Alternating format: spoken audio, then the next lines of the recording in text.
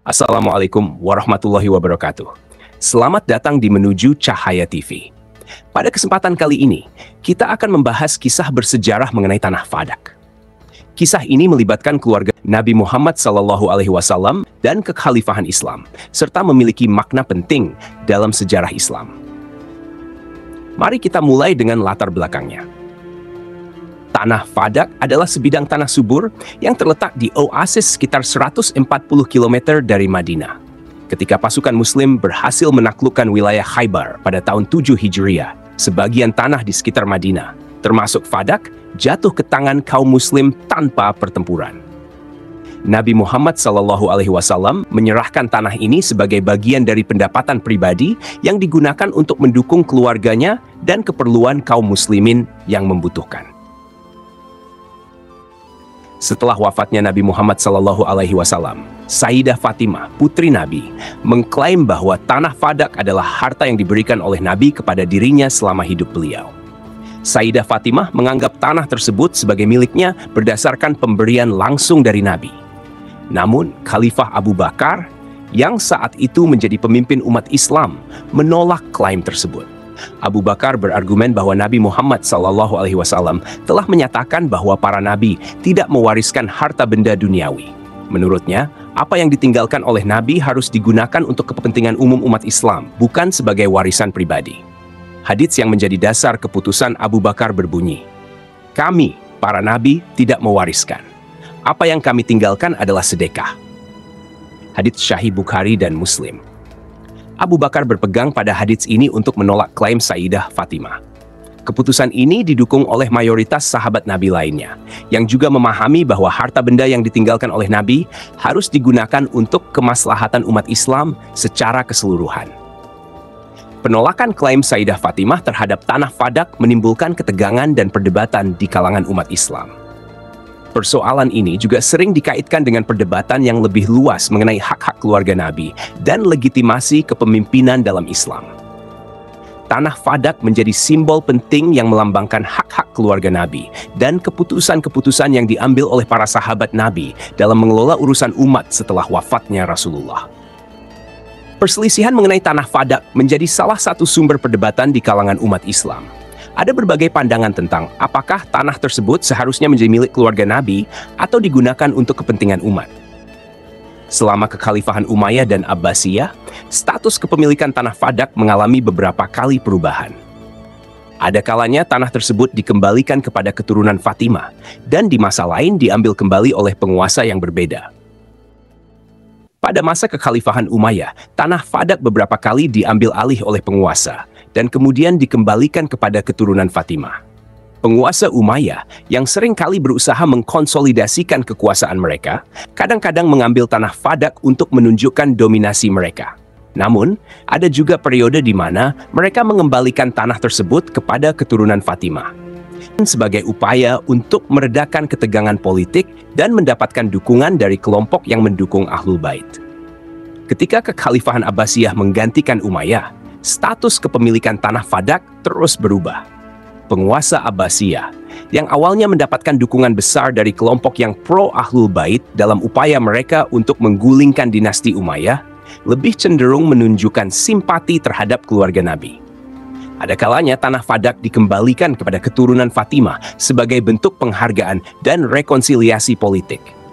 Namun, situasi politik yang berubah-ubah dan berbagai intrik di dalam istana seringkali membuat tanah tersebut kembali diambil oleh penguasa Abbasiyah pada waktu-waktu tertentu. Kisah Tanah Fadak melambangkan berbagai hal bagi umat Islam dan menjadi simbol yang kaya makna. Bagi sebagian umat Islam, terutama dari kalangan Syiah, Tanah Fadak adalah simbol keadilan dan hak-hak keluarga Nabi Muhammad SAW. Mereka melihat tanah ini sebagai hak Sayyidah Fatimah yang seharusnya dihormati dan dipertahankan.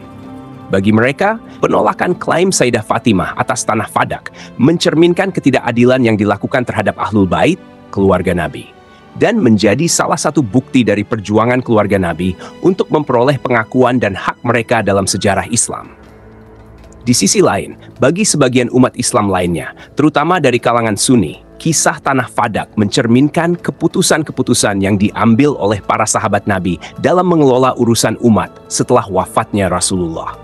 Mereka melihat keputusan Khalifah Abu Bakar untuk tidak memberikan Tanah Fadak kepada Sayyidah Fatimah sebagai ijtihad yang didasarkan pada hadits Nabi yang menyatakan bahwa para Nabi tidak mewariskan harta benda duniawi. Hadits tersebut berbunyi, "Kami, para Nabi, tidak mewariskan. Apa yang kami tinggalkan adalah sedekah." Para pendukung pandangan ini berpendapat bahwa keputusan Abu Bakar bertujuan untuk memastikan bahwa harta yang ditinggalkan oleh Nabi digunakan untuk kepentingan umum umat Islam. Ini termasuk membantu kerabat Rasul, anak-anak yatim, orang-orang miskin, dan Ibnu Sabil, seperti yang disebutkan dalam Al-Quran. Dan ketahuilah bahwa apa saja yang kamu peroleh sebagai rampasan perang, maka sesungguhnya 1/5 untuk Allah, Rasul, kerabat Rasul, anak-anak yatim, orang-orang miskin, dan Ibnu Sabil.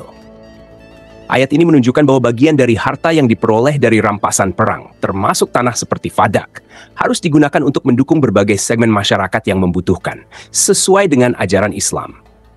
Kisah Tanah Fadak juga menggambarkan kompleksitas hubungan sosial dan politik pada masa awal Islam. Perdebatan mengenai kepemilikan tanah ini mencerminkan ketegangan antara hak-hak keluarga Nabi dan keputusan-keputusan yang diambil oleh para sahabat untuk mengelola komunitas Muslim yang berkembang pesat. Secara keseluruhan, kisah Tanah Fadak mengajarkan tentang pentingnya keadilan, hak waris, dan pengelolaan harta umat dalam Islam. Ini juga menyoroti berbagai pandangan dan interpretasi yang berbeda di kalangan umat Islam mengenai peran dan hak keluarga Nabi setelah wafatnya Rasulullah. Tanah Fadak, dengan segala simbolisme dan sejarahnya, tetap menjadi bagian penting dari diskusi teologis dan historis dalam tradisi Islam. Saat ini, Tanah Fadak tidak lagi dimiliki secara khusus oleh satu keluarga atau kelompok. Setelah berabad-abad melalui berbagai perubahan kekuasaan dan politik, Tanah Fadak telah menjadi bagian dari negara modern Arab Saudi. Wilayah ini sekarang dikelola oleh pemerintah Arab Saudi sebagai bagian dari wilayah administrasinya, tanpa ada kepemilikan khusus yang diakui kepada keturunan Sayyidah Fatimah atau keluarga tertentu. Tanah Fadak telah kehilangan status simbolisnya yang dulu menjadi perebutan kekuasaan dalam sejarah kekhalifahan Islam.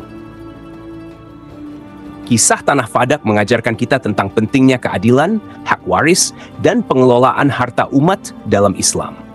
Semoga video ini dapat memberikan wawasan yang lebih dalam tentang sejarah Islam dan berbagai peristiwa penting di dalamnya. Jangan lupa untuk like, komen, dan subscribe ke channel Menuju Cahaya TV untuk mendapatkan konten-konten Islami yang mendalam dan bermanfaat. Sampai jumpa di video berikutnya. Assalamualaikum warahmatullahi wabarakatuh. Buku Sirah Nabawiyah oleh Ibnu Ishaq, Kitab Al-Bidayah wan Nihayah oleh Ibnu Katsir, Hadits Syahih Bukhari dan Muslim, Al-Quran, Surah Al-Anfal 41.